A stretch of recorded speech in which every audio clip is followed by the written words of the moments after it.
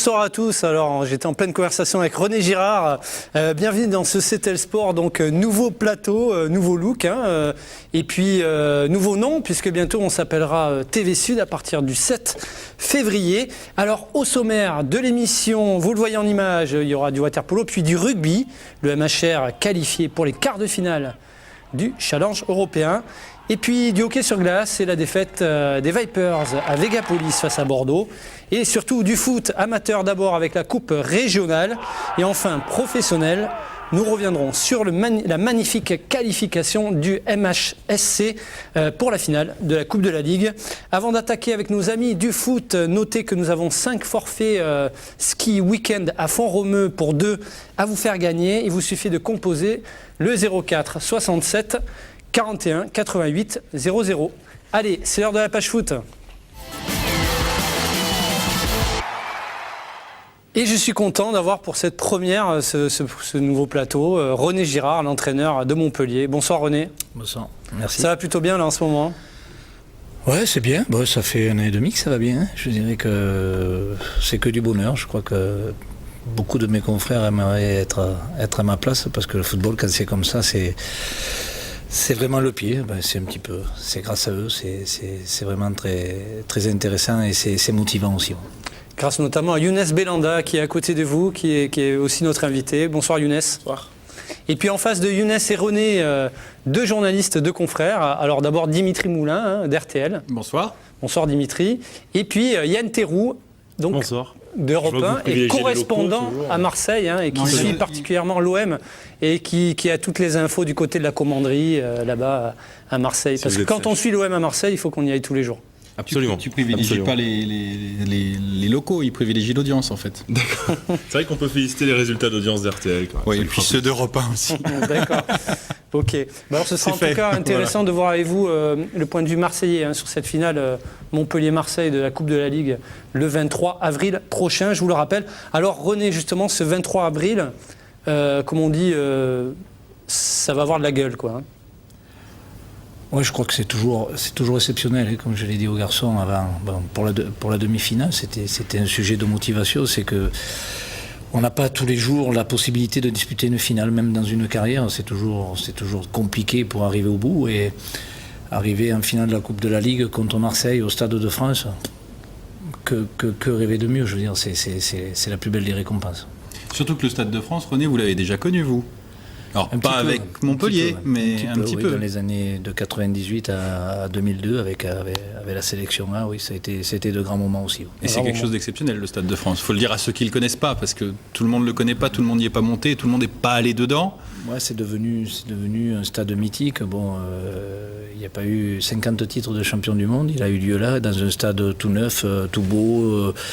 L'ambiance y est extraordinaire et c'est vrai que c'est un plaisir. Mais déjà, ces petits asticots, ils y ont goûté déjà. C'est vrai. Et oui, Younes, en 2009, finale Coupe de Gambardella. Exactement, c'était avec la génération 90-91. Donc c'était une année super pour nous. On a fait un beau parcours pour finir au Stade de France, quoi. Et quel souvenir vous avez de ce Stade de France ?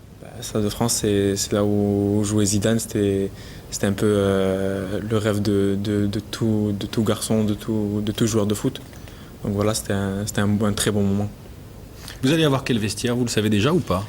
Non, il y a un tirage au sort qui va se faire incessamment sous peu. Parce qu'il y a 2 vestiaires et il y a celui de l'équipe de France quand même. Ouais. Donc c'est quelque chose qui reçoit ou qui se déplace. Et voilà, mais on va se méfier parce que les Marseillais, ils ont des pièces, elles sont pareilles des 2 côtés et tout, donc on va se méfier de ça. Vous êtes du genre à accorder de l'importance à ce genre de détails ? Vous êtes superstitieux ? Oh là, c'est toujours... C'est un petit peu quand on va à Clairefontaine, à la chambre de Zizou, où, je veux dire, il y a toujours des choses qui sont marquantes par rapport à de jeunes joueurs comme ça, c'est toujours intéressant. Mais bon, là, je crois que même le vestiaire visiteur, il est pas mal. Ce sera quoi votre discours avant d'entrer sur le terrain du Stade de France, justement ? Alors, je vais en avoir 2, c'est surtout arriver au 23 au niveau du championnat, sans avoir en tête ce 23 avril. Ça va être quelque chose de compliqué parce que c'est vrai qu'on va être attiré par cette finale-là et il ne faut pas oublier qu'on a un championnat qui reste prioritaire et très important. on a fait le plus difficile. Et puis, Si on se projette, on dit, allez, on est le 23 avril. Tout simplement, c'est que bon, on n'aura rien à perdre. On va jouer contre une des plus grosses cylindrées françaises, c'est-à-dire Marseille. Mais aussi quand on arrive en finale, il n'y a qu'un nom de gravé sur la coupe ou sur le socle, c'est le nom du vainqueur. Voilà, c'est de ne pas se poser de questions. Une finale, c'est toujours difficile à préparer parce qu'on a de jeunes joueurs, même si certains ont déjà foulé la pelouse du Stade de France, c'est un contexte quand même assez impressionnant. C'est une première finale, on a laissé beaucoup d'énergie pour y arriver, donc il va falloir un petit peu décompresser, rester nous-mêmes et pas trop se prendre le chou. Arriver à créer cette bulle pour vraiment se préserver jusqu'à la finale, se concentrer sur le championnat, parce que c'est vrai que c'est le gros de votre mission, la Ligue 1, ça relève du fantasme de l'entraîneur ou c'est réellement possible ? Est-ce que c'est réellement possible de faire abstraction d'une finale de Coupe de la Ligue ? Ouais, je crois que sur les journées de championnat, je pense que c'est faisable. Après, il y a l'autre étape, c'est comment la préparer. C'est pas faire le match avant, c'est par expérience d'en avoir disputé quelques-unes. C'est toujours un moment très difficile, mais la bulle aussi à l'approche et je dirais là, parce que comme vous le savez, on va jouer l'OM le 16. La semaine avant, la semaine championnat, avant, donc c'est toujours très particulier. On se connaît déjà bien, là, on va se connaître encore un peu plus, même très bien. Donc voilà, il faudra arriver après ce match de championnat, c'est se mettre dans une bulle et vraiment penser qu'à la finale. D'être dans la peau de l'outsider en finale, ça vous va bien, Younes ? Ouais, ça nous va bien, ça nous a réussi avec Paris. On a vu que beaucoup de gens pensaient que Paris et Marseille seraient en finale. Et au final, on a surpris tout le monde. Donc voilà, on va essayer de faire la même chose au Stade de France contre Marseille. Mais c'est vrai, on se projettera plus tard pour cette finale, quoi. Il y a des matchs de championnat avant. Alors j'aimerais qu'on revienne sur ce succès face au PSG. Là. Comment vous l'avez construit, ce succès, ce match, avec une analyse à froid comme ça, de cette rencontre ? Bon, c'est vrai que la Coupe de la Ligue, ça a été très court. Hein. On a disputé 3 matchs avant d'arriver en finale, c'est-à-dire qu'on a eu d'abord Ajaccio, Lille, qui est pas aujourd'hui, c'est pas des équipes les moindres au niveau du championnat. On a eu Paris Saint-Germain. Je crois que ça aurait été Marseille, c'était pareil. Je veux dire, c'est des équipes où il est facile pour nous d'aller chercher, je dirais, une surmotivation par rapport à ces équipes-là. Mais en même temps, faut-il avoir le contenu pour avoir, je dirais, la force de ses ambitions. Donc, je crois qu'on a des garçons qui ont envie, qui apprennent vite, qui sont jeunes, mais qui passent vite les étapes et qui avancent bien. Donc, tout ça fait qu'il y a un bon cocktail. Ouais. Je voulais poser une question à Yann, qui est pour Europe 1 le grand spécialiste de l'OM à Marseille, très clairement. Ouais. Comment ça a été vécu par les joueurs de l'OM, puisque vous les avez vus ces derniers jours, de savoir que ça allait être Montpellier face à eux et pas le PSG ? Déjà, il y a vraiment un grand respect entre l'Olympique de Marseille et le Montpellier Hérault. On est vraiment sur 2 clubs où il y a un respect mutuel. Ça n'a pas étonné grand monde. On n'était pas sur un schéma, je pense, à Marseille, de voir le gros face au petit quand on voyait Montpellier face au PSG, parce que je pense que avoir écouté les propos de Didier Deschamps depuis que Montpellier est revenu en Ligue 1, on connaît la mesure et la capacité de ce club à renverser les situations quand même. Donc on sait très bien que ce sera une finale très disputée, et puis je pense qu'il y a la satisfaction en plus d'avoir un duel du midi entre 2 clubs du Sud. Bon, on aura le temps de se pencher sur le classico Marseille-PSG. Ouais, puis on se rappelle ce qu'a dit Didier Deschamps. Hein. Il dit souvent une finale, elle est belle lorsqu'on la gagne. Hein. Il dit tout le temps ça, Didier Deschamps. C'est le grand pragmatisme de l'entraîneur marseillais, effectivement. Ouais. Oui, c'est un petit peu vrai. Oui, non, mais c'est vrai. Mais bon. Alors, c'était un objectif en début de saison, René ? L'objectif, bon, il était très simple, c'est de se maintenir, bien sûr, numéro 1. Et puis après, bon, on avait la Coupe d'Europe au début et on s'est un petit peu vautré. C'est dommage parce que je pense qu'on aurait pu avoir un parcours un peu plus. Est-ce qu'après le reste aurait suivi ? On ne sait pas. Et puis c'était de réussir une aventure en coupe, que ce soit en Coupe de la Ligue ou en Coupe de France. On sait que on a pu dire que notre président préférait la Coupe de France. C'est difficile de faire des choix. Je veux dire, on n'est pas une cylindrée où on peut dire on va jeter notre dévolu là-dessus. Bon, c'est la Coupe de la Ligue qui s'est présentée à nous. Et je crois que pour une équipe comme nous, avoir 2 objectifs, c'est-à-dire le championnat, finir le mieux possible, en embêter le plus possible, et puis réussir un truc en coupe. Bon, on était au bas du podium, on y est monté. Maintenant, il va falloir être à la hauteur et offrir un spectacle contre l'Olympique de Marseille le meilleur possible. Puis ce qui est intéressant, c'est qu'il y a des joueurs qui ont marqué des points, qui ne jouent pas forcément en championnat. Je pense le plus facile, ce qui me vient à l'esprit, c'est Laurent Pionnier, le gardien. C'est intéressant pour vous, c'est difficile à gérer aussi pour la suite. Non, mais on souhaite, je crois qu'on est là pour ça. Si on ne voulait pas être embêté, on prendrait un groupe de 15 ou de 14. Bon, et de temps en temps, jouer à 9, donc il vaut mieux.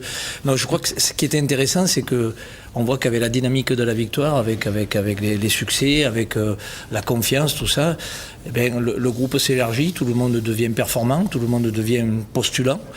Après, c'est mon boulot d'essayer de pas me tromper, de faire les bons choix, voilà, tout simplement. Mais je crois que c'est réconfortant, ça veut dire que le groupe vit bien.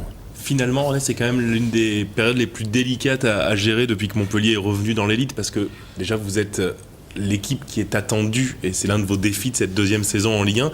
Et en plus, là, vous allez avoir la deuxième partie du championnat à gérer, et cette finale de Coupe de la Ligue. Ça, c'est peut-être l'une des périodes les plus délicates, non, quand même? Oui,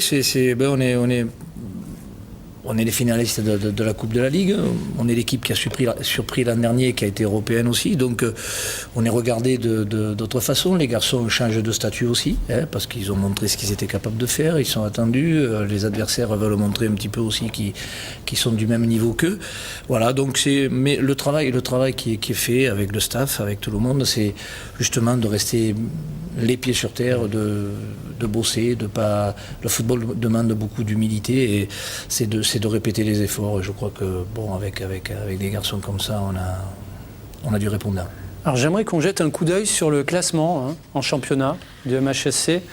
Thierry, si tu peux nous mettre le classement. Ouais, donc Montpellier qui est bien placé, on voit seulement à 4 points du PSG. Là, on voit très mal sur le retour, mais vous le connaissez, vous l'avez en tête, René. Oui. On voit celui de Marseille. Ah d'accord, c'est en rouge, je ne voyais pas, je voyais un trou, d'accord. Comme on dit, plus beaucoup de points pour assurer le maintien, René? Écoutez, je pense que cette année, le maintien, ça va être entre 40 et 43 points. Voilà, on en a 30, il reste un nombre conséquent de matchs. Bon, si on fait pas n'importe quoi, je pense qu'on devrait pouvoir... Ce qui serait bien, c'est de pouvoir l'assurer assez rapidement pour justement après se fixer un objectif au niveau du championnat, jouer librement et vraiment partager, parce que tant qu'on n'a pas atteint cette barre fatidique, c'est toujours un petit peu embêtant. Ouais, mais bon, il y a quand même ailleurs que le maintien, il y a d'autres objectifs en Ligue 1 pour Montpellier. Oui, les objectifs, je crois qu'ils viennent petit à petit. Il faut rester... d'abord, c'est de prendre des points. Si on gagne les matchs, ça veut dire qu'on va cumuler et qu'on va avancer. Et puis, si au bout, il y a quelque chose à décrocher, on l'a montré, on n'est pas une équipe qui donne sa part au chien. On n'est pas battu d'avance. On essaie de pratiquer un bon football. On essaie de donner le maximum. Et puis avec le talent de mes jeunes garçons qui s'expriment vraiment, je crois que la plus grosse satisfaction, c'est vrai, dans un groupe, c'est que ça adhère, que les garçons soient derrière vous et qu'on ne se pose pas trop de questions, ce qui est le cas en ce moment. Et puis on va voir, l'ambition vient petit à petit. Ouais. Dimitri, ton analyse sur le parcours de Montpellier depuis le début de la saison? La question piège, là, comme ça, là, à froid, à blanc, mon analyse, non. Moi, je vais étonner tout le monde, mais pour en avoir parlé en début de saison dernière avec René longuement, de l'effectif de qui il avait dans le groupe, et pour avoir vu des choses dans son regard, parce que René ne dit jamais rien, mais on arrive quand même de temps en temps à lire des petites choses. C'est les yeux bleus, ça. C'est pour ça. Je n'ai pas été surpris, outre mesure, par le parcours de l'an dernier. Je ne suis pas surpris non plus de ce que fait Montpellier cette saison, c'est-à-dire que oui, on a eu des matchs avec un passage un peu avide, des matchs un peu plus difficiles, parce qu'un match de foot se joue à tellement peu de choses qu'à certains moments il suffit d'un tir à côté ou dedans pour que ça change tout et que ça passe de 1 à 3 points, et ce qui change après des choses au classement et des choses sur la rythmique, sur le cycle, sur le fonctionnement, sur le cercle vicieux ou vertueux. Moi, je suis pas surpris de ce qui est fait par les joueurs et par René cette saison. Je dirais pas qu'en début de saison, j'aurais parié que vous seriez en finale de la Coupe de la Ligue, parce que ça, c'est pareil, c'est impariable, c'est incalculable à l'avance. Mais sur ce que je vois dans le match qui a été joué contre Paris, on a la même équipe que l'an dernier qui sait aussi bien jouer au foot et qui sait autant se faire plaisir sur un terrain. Donc, pas de surprise de ce point de vue-là. Alors je regardais votre calendrier à venir. C'est vachement intéressant parce que là, vous allez à Nancy. Après, vous recevez Saint-Étienne avec une belle revanche à prendre sur le match aller, même si ça va être difficile. Un déplacement à Arles-Avignon. Puis après, je sais plus. Mais ça fait quand même, là, vous avez des échéances. Pas perdre à Avignon quand même. Des échéances sympas à venir à la René. Oui, mais justement, c'est peut-être là où est le danger, c'est-à-dire attention. Attention, je disais tout à l'heure que la motivation par rapport à des équipes comme Paris, Marseille, tout ça était. On reçoit Lille, on va recevoir Rennes. La motivation, je dirais qu'elle est relativement facile à venir. Après, sur des équipes comme ça, c'est là aussi où on voit si on a grandi, si on a franchi un cap, c'est-à-dire de savoir gérer ce genre de match, de pas croire que ça va être facile. Mais je pense que les garçons le savent, ils savent qu'à tout moment, il faut se remettre en question. Et en face, il y a des équipes il y a des pros, même s'ils sont en difficulté, ils ont envie de trouver des clubs pour l'an prochain, donc ils vont donner le maximum. Et ça ne sera pas une partie de plaisir. Donc, je dirais que c'est des matchs qu'au départ on pouvait dire c'est des équipes comme nous qui jouent dans le même championnat, parce que Marseille, Paris, Lille, tout ça, on peut dire que c'est un autre monde, c'est un autre championnat.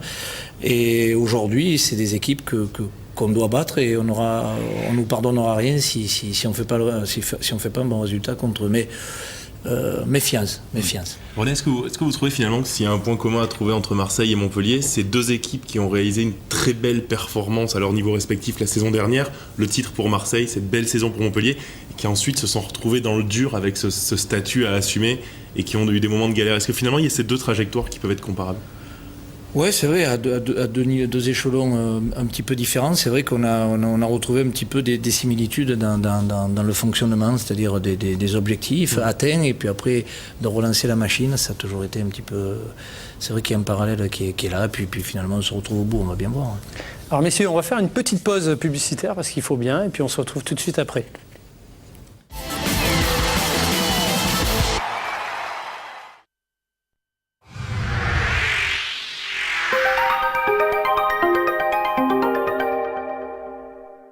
Entrez dans l'ère Opel. Bonjour et bienvenue chez France Auto, votre concessionnaire exclusif sur Montpellier, Sète et Castelnau. Je m'appelle Vincent Vernier, je suis le commercial Opel Entreprise dédié aux professionnels. Vous souhaitez créer, renouveler ou agrandir votre parc de véhicules, je suis là pour vous accompagner et vous conseiller. Opel Entreprise, c'est une gamme complète de véhicules utilitaires, mais également des véhicules de société 2 places et bien sûr des véhicules 5 places. Vous bénéficiez sur l'ensemble de notre gamme de tarifs professionnels très avantageux et de solutions de financement en crédit classique, crédit bail ou location longue durée. France Auto, c'est un vrai service personnalisé avec un atelier rapide sans rendez-vous dans l'une de nos 3 concessions. Et en plus, on répare votre carrosserie pour que vous offriez toujours une image impeccable. En ce moment, ne ratez pas le nouveau Movano en traction ou propulsion et ses 17 mètres cubes de volume utile. Merci de votre confiance et à bientôt. France Auto, l'ambition de l'excellence. Opel. Avec Discount Multimédia, trouvez tous les produits informatiques et multimédia qu'il vous faut à prix discount. Vente en ligne sur www.discount-multimedia.com et dans notre espace de vente au rond-point de Rio Coulon à Saint-Jean-de-Védas. Magasin ouvert du lundi au vendredi de 9h à 19h et le samedi de 10h à 19h sans interruption.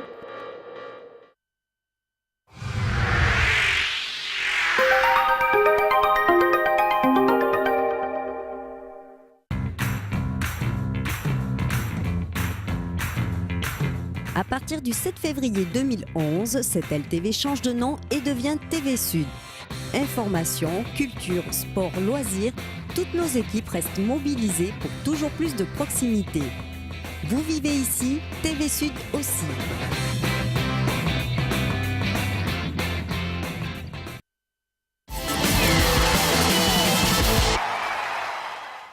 De retour sur le plateau de CETEL Sport avec René Girard et Younes Belhanda.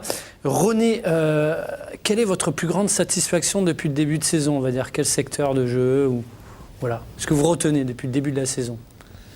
Et puis après, je vous poserai la question sur votre effectivement ce qui vous déçoit le plus depuis le début de la saison. Ouais, non, je crois qu'on a un état d'esprit. Je crois qu'on a compris certaines choses. C'est-à-dire qu'en football, il fallait être capable de répéter les efforts. Et j'ai toujours pour habitude de dire aux garçons, quand on est bien, les choses vont bien, que ce soit les résultats, que ce soit personnellement, ça roule tout seul. Et je crois qu'il faut être là justement, et pour avoir un parcours, je dirais, assez linéaire en championnat, c'est d'être capable, quand on n'est pas bien, ou d'être utile à l'équipe, ou de rien lâcher. Et je crois que là-dessus, en dehors du bien sûr, parce qu'on parle souvent de l'état d'esprit de Montpellier, tout ça, mais il y a quand même il y a du talent, il y a des garçons qui savent jouer au football et qui savent se surpasser. Donc je crois que là-dessus, il y a vraiment rien à dire. Et c'est quoi qui vous déçoit le plus depuis le début de la saison ? C'est pas une déception parce qu'on sait que ça peut arriver. Je dirais qu'aujourd'hui, quand on regarde sur notre efficacité sur le terrain, on est un petit peu en deçà. On est en deçà. On a un garçon comme Olivier qui fait un parcours, je dirais, plus qu'honnête pour une première saison en Ligue 1. Et puis bon, on a 2-3 garçons qui l'an dernier étaient à 6-7 buts sur la saison, c'est-à-dire Karim Aïdfana, Souleymane Camara, qui aujourd'hui sont un petit peu en dedans. Mais je sens que eux, un petit peu comme nous, le printemps approche et sont en train de se refaire une santé. Et je suis sûr qu'on va reparler d'eux dans pas longtemps. Bon, en parlant de se refaire une santé, comment va votre président ? Est-ce que... Parce que finalement, on a beaucoup entendu parler de lui ces derniers jours. Ben oui, il y a eu un petit coup de mou, lui aussi. Non, il a l'air d'aller bien, il va très bien. Enfin, la dernière fois que je l'ai vu, il allait très bien. C'est pas si vieux que ça, donc... Qu'est-ce que vous pensez finalement de la manière dont il est perçu dans les médias, notamment ces dernières semaines, en faisant le parallèle avec Jean-Claude Dacier votre regard là-dessus? Je crois qu'il y a un personnage au club qui a créé ce club, qui l'a façonné, qui a une personnalité, qui reste, qui s'y tient. Et bon, je crois que c'est pas très important ce qui est dit et fait. Bon, c'est vrai que de temps en temps, ça choque un petit peu, mais je crois que le plus important, c'est les actes et ce qu'il fait pour le club. Et aujourd'hui, si le club en est là, c'est en grande partie à lui, quoi. Donc à partir de là, bon, vous savez, on est dans un monde où, quand on dit ce qu'on pense, de temps en temps, bon, on est un peu formaté pour la communication. Attention, il ne faut pas dire ça, il faut dire ci. Bon, de temps en temps, quand il y a des personnes qui sortent un petit peu de ces chemins-là, ben ça choque un petit peu. Mais je pense que c'est quelqu'un qui est apprécié quand même dans l'ensemble de... Après, il y a rappelons-nous, l'ère tapis-baisse, qui s'est plus taquiné que les deux, et puis finalement, ils se sont retrouvés, et puis bon, je veux dire, donc je pense pas que ce soit bien méchant. Alors, Younes, sans transition, vous êtes en pleine bourre en ce moment, Younes, hein, vous vous sentez bien, hein? Pour ma part, ouais, je suis bien. Donc physiquement, je suis bien, je serai bien techniquement, j'arrive à faire les efforts, les répéter, donc ça va, ça se passe bien, pourvu que ça dure jusqu'à la fin de l'année. Vous tentez plus de choses qu'en début de saison, là, hein? C'est vrai, c'est la forme du moment, quoi. C'est vrai que l'année dernière, j'ai fait un bon début de saison, après que j'avais eu un coup de mou. Pour l'instant, ça va, le coup de mou, je l'ai pas eu, et j'espère que je l'aurai pas d'ici la fin de l'année, quoi. Un mot sur le choix de l'équipe du Maroc.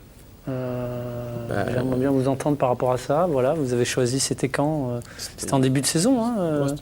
C'était au mois d'octobre, je crois. Au mois d'octobre, vous avez décidé de jouer pour l'équipe nationale du Maroc.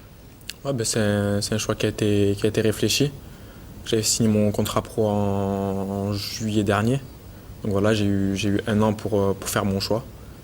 Donc voilà, j'ai l'équipe de France qui m'avait sollicité pour un tournoi à Toulon. Oui. Après, le Maroc m'a appelé 4 mois après. Et donc voilà, c'est un choix qui a été mûrement réfléchi avec la famille. Donc voilà, après j'ai opté pour le Maroc. Et vous ne serez pas tout seul, hein, puisqu'il y a, aussi vos copains là. Il y a Abdelhamid et Karim qui ont opté aussi pour l'équipe nationale du Maroc. Karim Aïdfana et Abdelhamid El-Kaoutari.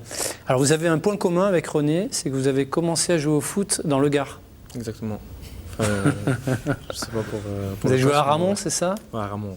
Ouais. Vauvert. Et pour vous, c'est pas si loin que ça? C'est pas loin, je pense. Excusez-moi, René. C'est le passage gare-héros après qui est difficile. Alors, je voudrais juste rajouter un mot au sujet de jeunes joueurs comme Younes, qui a fait une saison, il a découvert la Ligue 1 la saison dernière, qui a fait une saison remarquable, un début de saison tonitruant, et puis après... On peut s'attendre à tout moment un petit peu d'une baisse de régime, il fallait assimiler, et là il est en train de revenir au même niveau qui était le sien, avec plus de maturité, plus de regard sur le jeu. Il a besoin encore, il le sait, c'est une bombe, mais il a besoin un petit peu de se canaliser. Mais là, il est vraiment bien. Ouais. C'est un petit peu le lot des jeunes joueurs qui de ne pas toujours avoir un parcours toujours très linéaire au départ. René, vous attendiez à autant de réussite quand vous avez signé à Montpellier là. Vous êtes revenu comme entraîneur de club professionnel? Déjà au départ, quand j'ai signé, l'équipe jouait la montée. C'était pas encore acquis, hein, donc j'étais pas sûr d'être en première division avec l'équipe. C'est vrai qu'il faut resituer dans le contexte. Il faut je dirais remercier le bon Dieu, ça s'est très bien passé. Après qu'on ait les résultats qu'on a, bon, non, comme je vous dis, c'est vraiment exceptionnel, mais c'est pas du hasard quand même, je veux dire, parce que bon, ça peut être du hasard sur 6 mois, sur 2-3 mois. Sur une durée comme ça, il y a quand même une continuité. On joue pas le titre, hein, on est réaliste aussi, mais on a fini 5e l'an dernier. Aujourd'hui, on est dans les 10 premiers. On a des performances régulières, donc je crois que là, il y a une formation qui est exceptionnelle à Montpellier aussi. Et puis, comme on le dit, il y a sur la feuille de match, il y a toujours 6, 7. Des fois, quand on est allé à Lille, il y avait 10, 11 joueurs formés au club, ce qui n'est pas courant aujourd'hui. René, vous voyez Marseille champion à la fin de la saison? Je serais un peu moins affirmatif que la saison dernière. Vous voyez un autre club? Je pense que ça va être serré. Je pense que jusqu'au bout, il va y avoir... Bon, Lyon est revenu un petit peu, ils vont en gêner quelques-uns. En plus, ils sont sortis un petit peu de toutes les coupes, donc il leur reste la Coupe d'Europe. Et je trouve que Marseille encore n'a pas trouvé ce lien. Il y a la puissance, il y a tout ça, et ça manque un petit peu de lien, je dirais, pour vraiment dominer tout le monde. Puis on a une équipe comme Lille qui est là.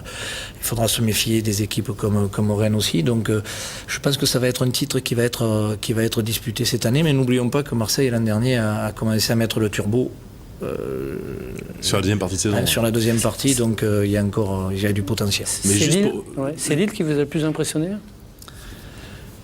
Ouais, c'est pas mes meilleurs amis, mais c'est une équipe qui pratique vraiment un très beau football et qui montre que par des petits gabarits, par, je dirais, un amalgame de joueurs techniques, physiques, on peut construire quelque chose de bien. Et c'est vrai que c'est une équipe aujourd'hui qui est vraiment très bien, qui maîtrise bien son football.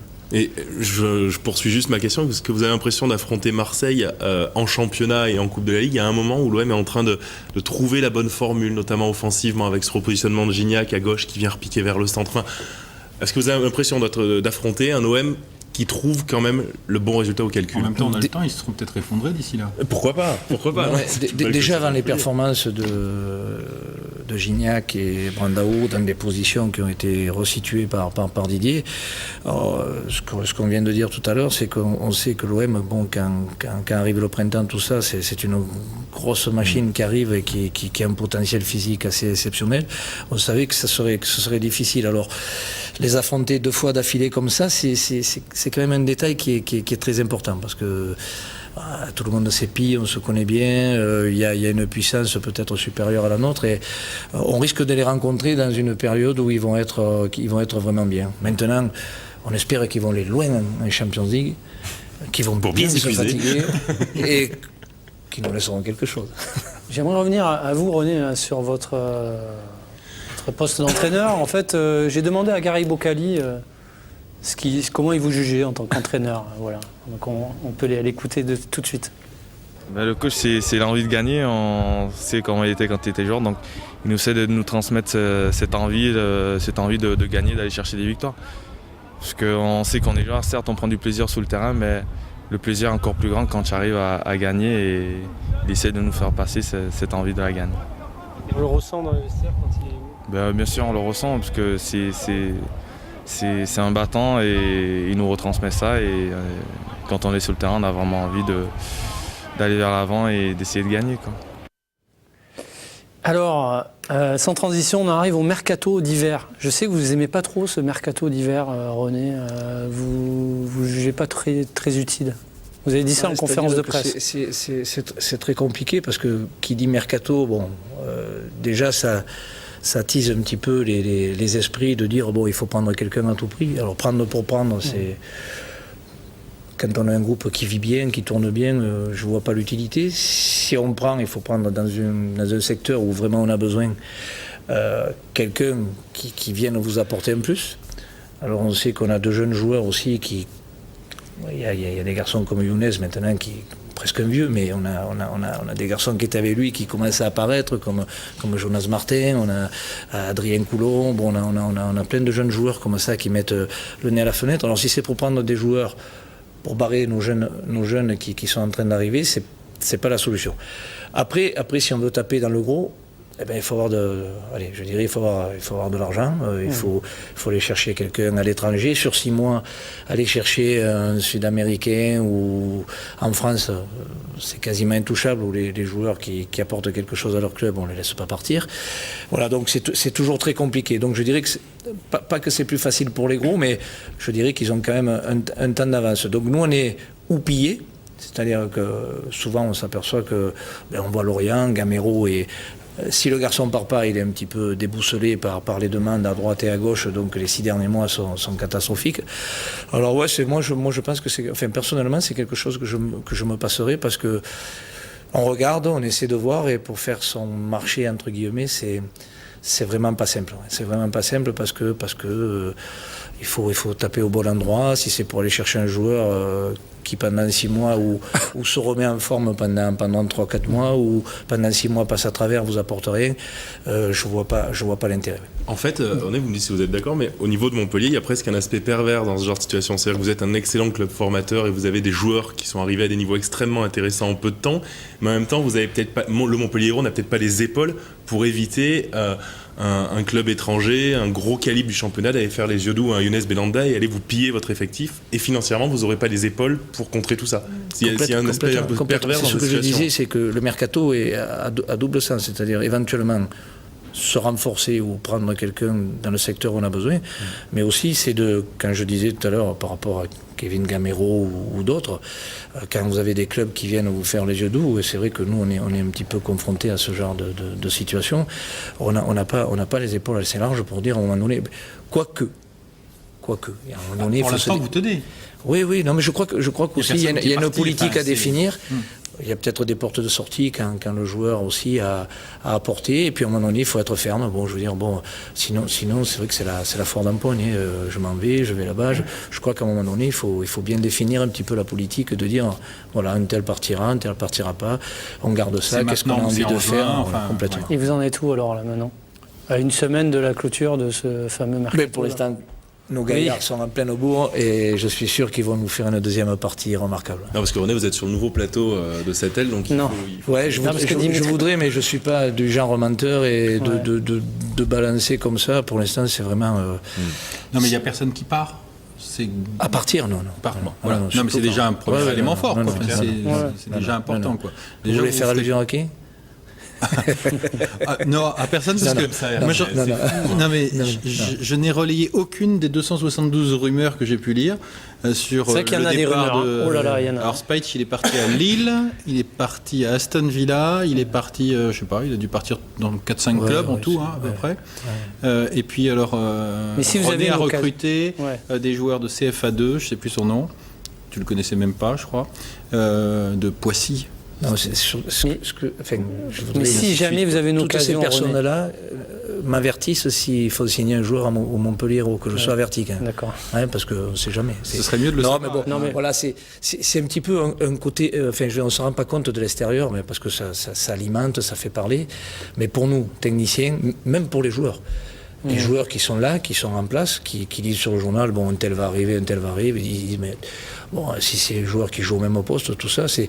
Alors, j'essaie toujours, moi, dans mes discussions, de leur dire, si quelqu'un vient, vous serez les premiers avertis. Je veux dire, je tiens à avoir une relation avec eux très honnête et très franche, parce que je trouve usant, pas très opportun d'apprendre dans les journaux, que ce soit vrai ou faux, je veux dire, c'est plus souvent faux que vrai, et ça peut déstabiliser une équipe, un groupe, pour des choses qui en valent pas la peine.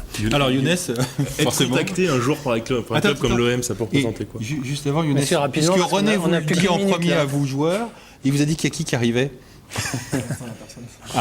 Juste René, on parle beaucoup de Matsui, là, japonais, rumeur ou pas rumeur ? Ou il vous intéresse? Non, il y a des joueurs qu'on a regardés. Bon, puis après, comme je vous dis, il y a le pour, le contre, savoir si le joueur peut apporter quelque chose, s'il ne peut pas apporter quelque chose. Un étranger qui est en France, qui connaît le football français, c'est des voyants verts qui sont intéressants. Maintenant, après, il y a d'autres inconvénients. Est-ce que c'est vraiment un joueur qui pourrait nous apporter quelque chose ou pas? Il y a une grosse réflexion là-dessus, lui comme d'autres. Je veux dire, bon, on regarde comme tout le monde, mais je veux dire, c'est pas quelque chose qui nous empêche de dormir. Ouais. Est-ce qu'on peut imaginer un jour un Nîmois à Montpellier? En plus de l'entraîneur, je veux dire, en plus de Younes qui a commencé, je veux dire, je sais pas, Jonathan Haïté, Benjamin Mukanjo. Enfin, oui, on peut l'imaginer, parce que n'oublions pas que par le passé, même quand le président a construit le Montpellier Hérault, Henri Auger, Luigi Landi, Michel Mézy, il y en a Henri Auger, il y en a une multitude de joueurs qui sont venus jouer à Montpellier. Merci. Bon, c'est le moment de... Si Younes est intéressé par l'OM, alors. Mais comme n'importe quel joueur de foot, non? Je pense que tout le monde est intéressé par l'OM. Hein. Oui, c'est clair. Mais Younes, plutôt OM ou PSG? PSG. Ah, plutôt voilà. T'as la réponse à la question. Absolument. Voilà. Merci. Ok, merci messieurs, merci Yann, merci Dimitri, merci Younes, merci René. Merci à toi. Et à bientôt. C'est la pub.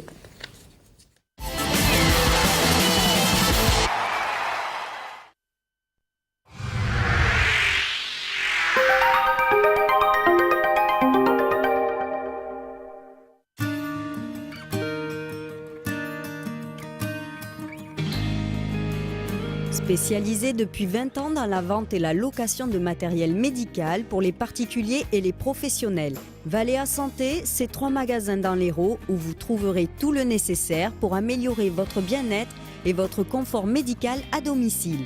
Valéa Santé vous invite à découvrir ses fauteuils releveurs multipositions à partir de 495 € et une gamme complète de scooters électriques à partir de 1090 €. C'est aussi un large choix d'accessoires salle de bain et de chaussures de confort. Valéa Santé, c'est à la fois toute la compétence d'une équipe de plus de 30 professionnels et un service de proximité.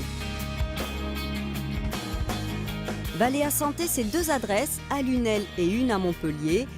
Plus d'infos au 04 67 830 408 ou sur www.valeasanté.fr. Entrez dans l'ère Opel. Bonjour et bienvenue chez France Auto, votre concessionnaire exclusif sur Montpellier, Sète et Castelnau. Je m'appelle Vincent Vernier, je suis le commercial Opel Entreprise dédié aux professionnels. Vous souhaitez créer, renouveler ou agrandir votre parc de véhicules, je suis là pour vous accompagner et vous conseiller. Opel Entreprise, c'est une gamme complète de véhicules utilitaires, mais également des véhicules de société 2 places et bien sûr des véhicules 5 places.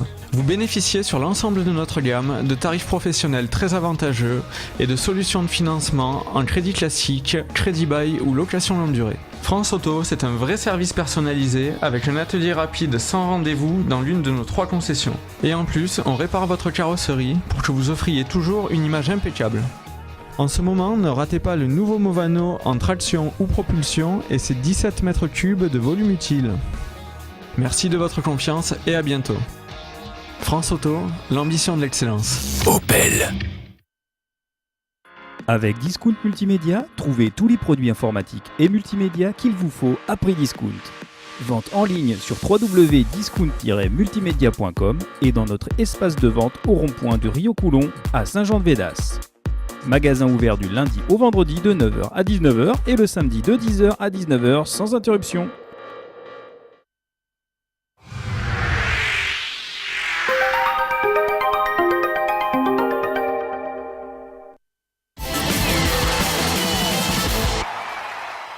De retour sur le plateau de CETEL Sport avec mes nouveaux invités, Fabien Vasseur, l'entraîneur du Montpellier Waterpolo. Bonsoir. Et puis Christophe Spillert, le président du Montpellier Waterpolo. Bonsoir. Alors on va parler ensemble du petit problème qui touche le waterpolo français actuellement, grève des arbitres et puis un conflit entre les clubs et la fédération française de natation dont dépend le waterpolo.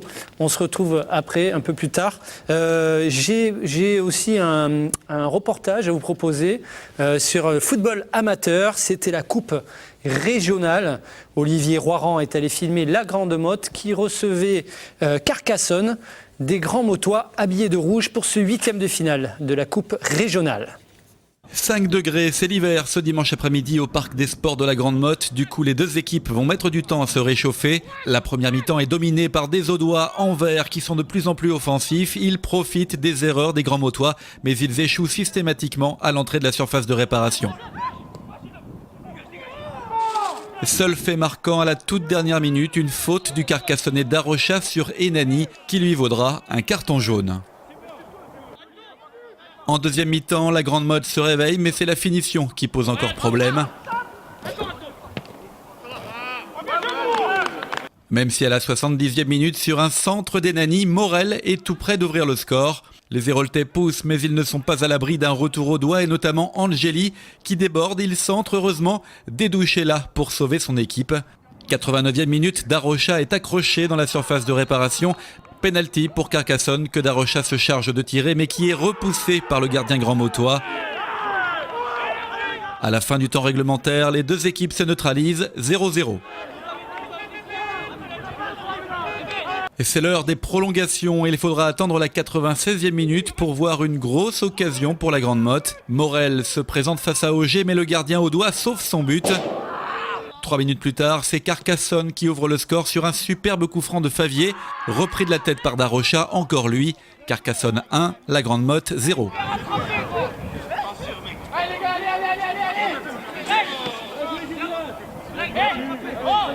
Pour les grands motois, il n'y a pas d'autre choix, il faut marquer. 106e minute, faute de Vallès qui prend un carton jaune. Le coup franc est tiré par El Marouk et Dédouche en 2 temps trompe le gardien de Carcassonne.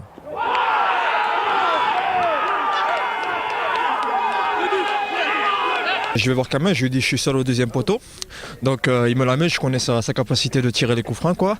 Donc il voulait la mettre direct, je lui dis non, centre là et mets-moi là au deuxième. Donc il me l'a mis, il m'a posé sur la tête, j'ai suivi, le gardien a relâché et j'ai suivi le ballon et voilà, j'ai marqué. Une égalisation qui relance la Grande Motte, mais les Héroltais vont laisser passer leur chance sur ce centre d'El Marouk. Belaïdi, seul face à Auger, ne fait qu'effleurer le ballon.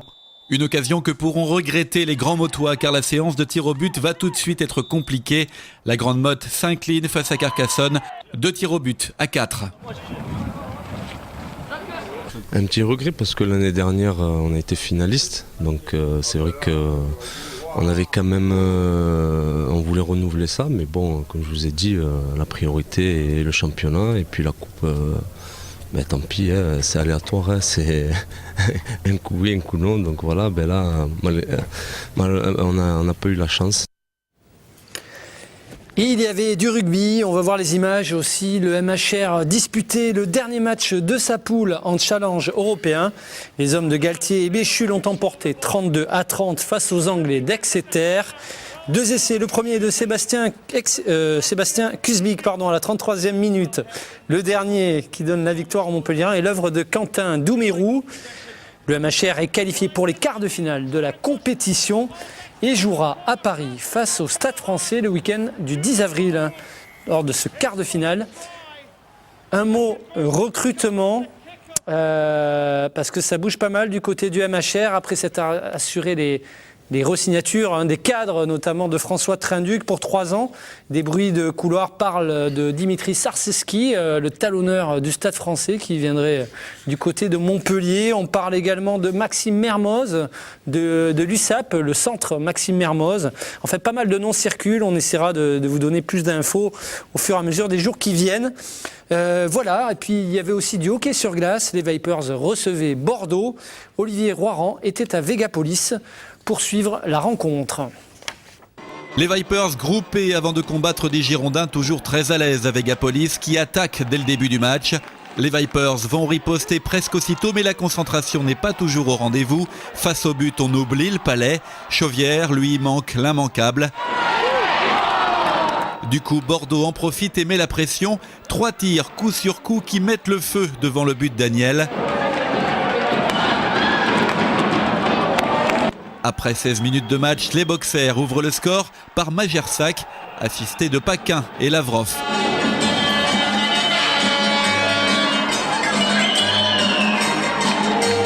Et les Vipers n'ont plus le choix. Au début du deuxième tiers-temps, il ne faut pas se laisser distancer. 1 minute 30 après le retour sur la glace, ils égalisent. C'est Stroop qui libère son équipe et Vegapolis.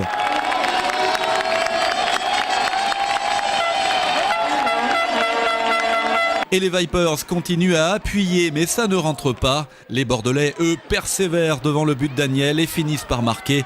On joue depuis 27 minutes. Savage donne l'avantage aux Boxers. Bordeaux 2, Montpellier 1. Des Bordelais bagarreurs qui font beaucoup de fautes et qui vont remplir la prison de Vegapolis. Les Vipers vont en profiter. Kajoki égalise à la 30e minute. Bien servi par Sbrigger.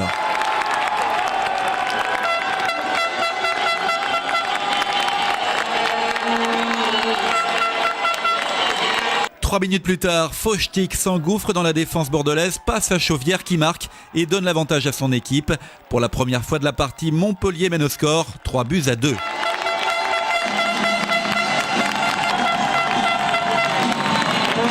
Et ils en veulent ces Vipers, mais ils n'arrivent pas à prendre le large. Et une fois de plus, ce sont les Boxers qui vont se montrer plus réalistes. Ils égalisent 3 buts partout au milieu du 3e tiers-temps.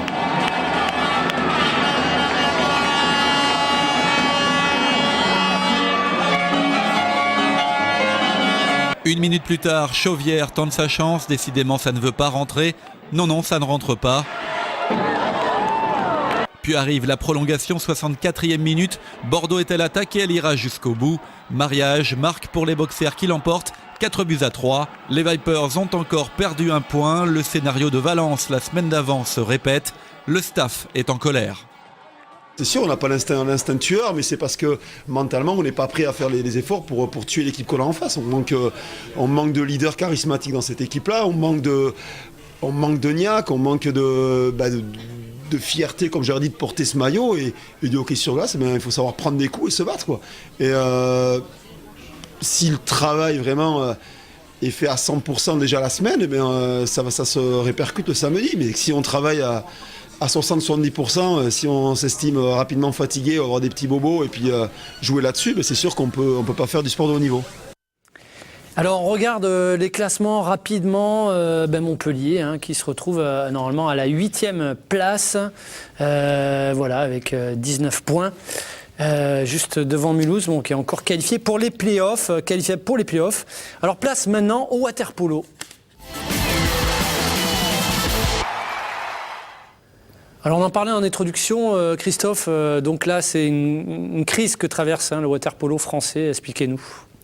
Oui, en 2 mots, donc ça fait depuis quelques années, je dirais, cette crise est sous-jacente, avec de temps en temps une grève des arbitres, qu'on arrive à colmater, et là cette année, donc, rebelote, une grève, plus d'arbitres, donc une impossibilité pour nous de jouer les matchs de championnat. Alors il faut rappeler que justement il devait y avoir un match, notamment le derby face au Dauphin de 7, et puis il a été annulé. Donc, mais c'est vous qui avez pris la décision de ne pas le jouer. Tout à fait, parce que... Malgré l'avis de la fédération. Voilà, il faut savoir, déjà on s'excuse auprès des supporters, parce que c'était une soirée où on devait remplir la piscine Antigone, et c'est malheureux pour eux, mais bon, je pense qu'on va reporter ce match assez rapidement, du moins je l'espère. Mais je dirais que la problématique, on a un règlement fédéral qui doit dater de 30 ou 40 ans, où c'était un sport qui était encore, qui n'était pas professionnel, qui se jouait à l'époque dans les canaux à 7 ou dans le Lez. Je sais qu'il y avait une équipe qui jouait dans le Lez et qui disait qu'en fait les équipes devaient fournir, si en cas de manquement d'arbitre, devaient fournir leurs propres arbitres. Je me vois mal arbitrer et le président de 7 faire pareil. Je veux dire, à un moment donné, on a des joueurs qui sont professionnels, on a des clubs qui sont professionnels. Il faut à tout prix maintenant que la fédération se professionnalise aussi. Fabien, ça pose un problème aussi pour la sécurité des joueurs Oui, bien sûr, parce qu'on ne peut pas être arbitré par... Bon, là, ils envoyaient des arbitres qui arbitrent d'habitude en régional, parce que c'était 2 arbitres de... Voilà, c'était un arbitre de Nice qui il n'y a pas assez longtemps, arbitre en National 2. Oui. Et là, on avait un arbitre qui est stagiaire, qui venait ce week-end. Donc, je veux dire, il y a un moment, surtout quand on sait que les derbys sont quand même assez chauds, qu'on a l'habitude de jouer entre 7, et on ne pouvait pas se permettre de jouer comme ça. Et apparemment, il n'y avait pas que chez nous, il y avait des autres. Il y a même la semaine dernière où il y a des arbitres qui ne sont pas allés du tout au match. Donc les deux équipes ont joué comme ça, donc c'est pas possible. Alors, ce conflit entre les arbitres, déjà, qu'est-ce que c'est? Et puis, c'est un peu l'arbre qui cache la forêt quand même, non? Oui, non, mais c'est un ras-le-bol. De toute façon, déjà, l'année dernière, ils se sont mis en grève. Il y a eu des arbitres Alors, sanctionnés. pourquoi ils se mettent en grève déjà, ces arbitres? C'est une histoire de remboursement, selon kilométrage.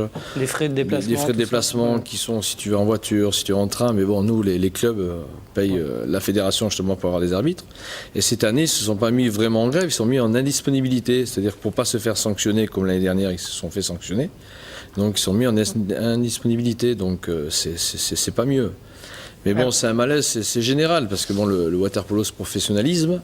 Je veux dire, il y a quand même Marseille qui nous a joué la semaine dernière où on fait 10-10 chez eux. Oui, vous faites 10-10 à Marseille, donc un bon résultat. C'est important. Ils battent les Italiens en quart de finale à Brescia, 7-6. Ça veut dire que quand même Marseille travaille, Nice 7, tout le monde travaille. Je crois que la fédération bloque. On est toujours fédération française de natation, c'est ça le problème. Alors voilà, il faut le rappeler aux téléspectateurs de cette LTV. La fédération française de natation regroupe environ 5 disciplines, dont le water polo. Voilà. Et vous n'avez pas de ligue qui gère, alors que tous les sports, normalement, dans tous les sports, il y a une ligue qui gère le championnat professionnel, hein, Christophe. Tout à fait. Déjà, ça, c'est, on va dire, c'est notre demande. C'est vrai qu'on veut gérer notre propre championnat. Ça, c'est une demande qui est forte actuellement parce qu'il y a des manquements au niveau de la fédération, que ce soit à tous les niveaux, c'est-à-dire au niveau de l'arbitrage.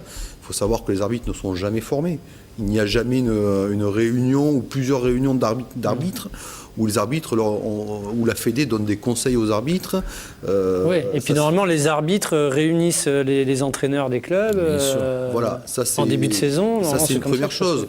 Côté communication, on est quasiment inexistant. Je veux dire, vous allez sur la page de la FFN, s'il y avait une photo, parce qu'il y avait Montpellier-Marseille qui était retransmis. Vous voulez dire que tout l'argent est mis dans la natation, quoi. Moi, je pense... Alors, c'est aussi un problème. Je veux dire, on est dans une fédération, donc vous disiez, il y a 5 disciplines. On n'a aucun représentant de water-polo au comité directeur. Donc, au niveau des décisions, personne ne représente le water-polo. Et ça fait des années qu'on demande les comptes de la fédération, puisque c'est une association. C'est impossible d'obtenir les comptes. Donc on navigue à vue, on ne sait pas. Et quand on ne sait pas, à un moment donné, il y a une révolte qui commence. Et là, c'est vrai que c'est un ras-le-bol, parce que c'est vrai qu'au niveau des clubs, on s'investit énormément. Depuis 5 ans, on a 12% d'augmentation de droits d'engagement par an. En 5 ans, ça fait presque 60% de plus. C'est énorme. Donc, à un moment donné, on veut des retours, ce qui est normal. D'accord. Donc, vous allez créer une ligue. Vous voulez créer une ligue? Apparemment, ça, c'est les présidents. Mais c'est vrai qu'il y avait déjà une association qui a été créée déjà il y a 2 ans, justement, de water-polo. L'association des clubs. Des clubs, justement, d'élite. Tenue par Marc Rousilla. Marc Rousilla, c'est le cercle des nageurs de Marseille. C'est vrai que c'était l'éthique, parce que, bon, le cercle, il y a les meilleurs nageurs français, donc je pense que c'était pour ça aussi. Et c'est vrai que bon, c'était bien parce que justement il y avait une éthique du cercle des nageurs, parce que souvent on nous a toujours reproché à la fédération de dire le water-polo c'est derrière les nageurs, mais bon, qui paye les nageurs, c'est aussi le cercle des nageurs de Marseille qui paye les nageurs, les meilleurs nageurs français aussi. D'accord. Parce qu'actuellement, Francis Luis, dans un communiqué, nous a dit... c'est le président de la fédération. Francis Luis, c'est le président de la fédération, nous a dit il faudrait que vous suiviez l'exemple des clubs de natation, de la fédération qui a sorti des grands nageurs. Mais il ne faut pas oublier qu'au dernier championnat du monde qu'il y a eu, on a eu combien 5-6 médailles d'or. Il faut savoir que c'est Nice et Marseille, qui sont aussi des grands clubs de water-polo. Donc je pense que ce n'est pas de la faute des clubs en particulier, puisque ces clubs-là arrivent à sortir des joueurs, mais on n'arrive pas à fédérer autour du water-polo. En tout cas, fédérer la fédération, ça serait l'essence même de la fédération d'essayer de monter le water-polo. Parce qu'il faut savoir que sur tout l'axe méditerranéen, le water-polo est reconnu. C'est ça qui est difficile à vivre. Bon, on va suivre votre championnat là. Éventuellement, vous reviendrez dans les émissions pour nous parler un petit peu des avancées, notamment de la création de cette ligue professionnelle de water-polo. Juste 3 résultats en bref, parce qu'il y avait du volley. Montpellier l'a emporté à domicile face à Nice. Donc 7 a perdu à Paris. Le carton des féminines du MHSC face à Toulouse 5-1. Et puis en basket, Montpellier qui continue son parcours de folie en allant gagner à Toulouse. Puis je vous laisse découvrir les autres résultats. Par contre, en rugby à 13, ça va mal pour les Diables Rouges de Montpellier. Voilà, merci à tous les deux d'être venus sur le plateau. Merci à tous. Et puis n'oubliez pas, demain, il y a Ovalie Hebdo, le magazine 100% MHR. Allez, ciao, ciao.